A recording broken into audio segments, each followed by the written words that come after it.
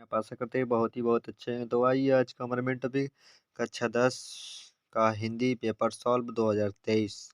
हम पेपर का बस एमसीक्यू क्वेश्चन सॉल्व कर रहे हैं। मेरे पास तो लमसम 20 के 20 20 को 20 में से लमसम 15 पक्का हमारा यूपी बोर्ड 2024 में पक्का पूछ देगा मेरे पास तो आइए अपने मेन टॉपिक को मेरे पास तो हम शुरू करते हैं। हमारा प्रश्न क्या है और इसका उत्तर मैं आपको तुरंत बताऊंगा मेरे पास। इससे आप वीडियो को अच्छे से ध्यान से देखकर समझें और समझने का प्रयास करें मेरे पास। क्योंकि जितना अच्छे से बारीकी से देखेंगे तो आपके मन में सेटअप होगा मेरे पास। सेटअप होगा तो आपके दिमाग में वो हमेशा के लिए बैठा रहेगा। तो मेरे पास अगर आप 2024 बोर्ड देंगे पेपर तो आपको बहुत ही फटाक से दिमाग में चढ़ जाएगा और आप उसका उत्तर भी मेरे पास तो भर के आएंगे।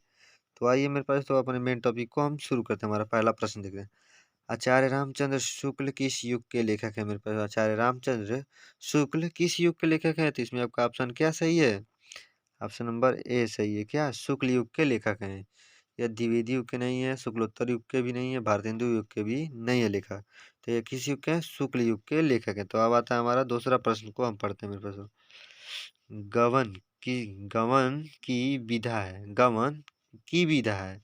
गवन मेरे पास तो मान लेते हैं गवन किसकी विधा है। हम इस तरह अपने आप बना के बोलते हैं गवन किसकी विधा है। आपका आपका मतलब इसमें आपका क्या सही हो जाएगा? ऑप्शन सी सही होगा, उपन्यास है। गवन किसकी विधा है? उपन्यास का है मेरे पास। गवन किसकी है? उपन्यास का है। तो अब आता है मेरे पास तो क्या, अब आता है हमारा तीसरा प्रश्न को देखते हैं। मेरे पास तो कंकाल के लेखक कौन है? मेरे पास तो कंकाल के लेखक कौन है? इसका ऑप्शन क्या सही हो जाएगा? Option number B Jaishankar Prasad. क्या जयशंकर प्रसाद सही है। अब आता है हमारा चौथा प्रश्न को देखते हैं। कलम का सिपाही कृति है मेरे पास तो कलम का सिपाही कृति है। क्या सही हो जाएगा? ऑप्शन नंबर डी अमृत राय की। अब आता है हमारा क्या है मेरे पास तो पांचवा प्रश्न को देखते हैं। शुक्ल युग की समय अवधि बताइए, मतलब कि शुक्ल युग की समय सीमा बताइए मेरे पास। इसमें इसका क्या हो जाएगा? ऑप्शन नंबर बी सही हो जाएगा। क्या 1919 ईस्वी से 1938 तक शुक्ल युग की सीमा थी। अब आता है हमारा छठवां प्रश्न को ध्यान से देखते हैं। मेरे पास तो संकेत रचना है मेरे पास तो संकेत रचना है यह किसकी है? ऑप्शन नंबर डी सही हो जाएगा। इसका मैथिली शरण गुप्त की है। तो अब आता है हमारा सातवां प्रश्न को ध्यान से देखते हैं। मेरे को महादेवी वर्मा कवित्री है मेरे पास तो महादेवी वर्मा कवियत्री है। यह इनका कैसे हो जाएगा? ऑप्शन नंबर सी छायावादी युग की कवित्री है। तो अब आता है हमारा क्या आठवां प्रश्न को देखते हैं। मेरे पास तो गंगा लहरी रचना है मेरे पास तो इसका ऑप्शन क्या सही होगा? ऑप्शन नंबर ए पदाकर की। तो अब आता है हमारा नौवां प्रश्न को देखते हैं। मेरे पास आधुनिक काल की समय सीमा बताइए मेरे पास। आधुनिक काल की समय सीमा बताइए।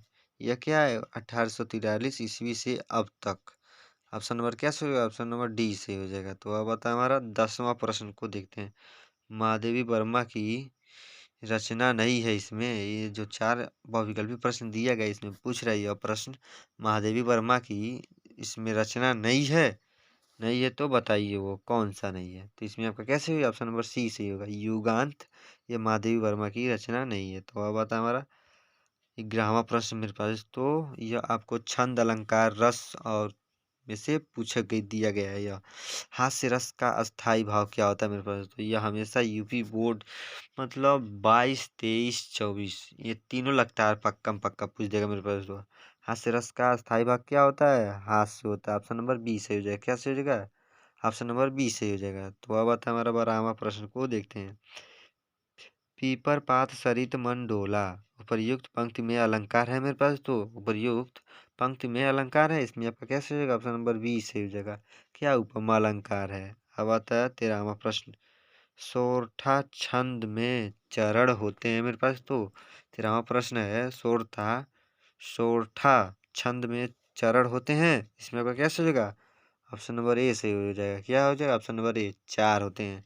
तो अब आता है हमारा क्या 14वां प्रश्न को देखते हैं। उपदेश शब्द में प्रयुक्त उपसर्ग है मेरे पास। उपदेश शब्द में प्रयुक्त स्वर्ग है। इसमें आपका कैसे हो जाएगा? ऑप्शन नंबर सी से हो जाएगा उप। यही हमारा उपदेश शब्द का प्रयुक्त उपसर्ग है। अब आता है हमारा 15वां प्रश्न को देखते हैं। मेरे प्रत्यय के भेद हैं मेरे पास, तो प्रत्यय के भेद हैं, इसमें आपका क्या सही हो जाएगा? प्रत्यय के भेद है, तो इसमें आपका क्या सही होगा? ऑप्शन नंबर डी सही हो जाएगा, 2। ऑप्शन नंबर डी सही हो जाएगा मेरे पास, तो क्या हो जाएगा? 2, ये राइट है।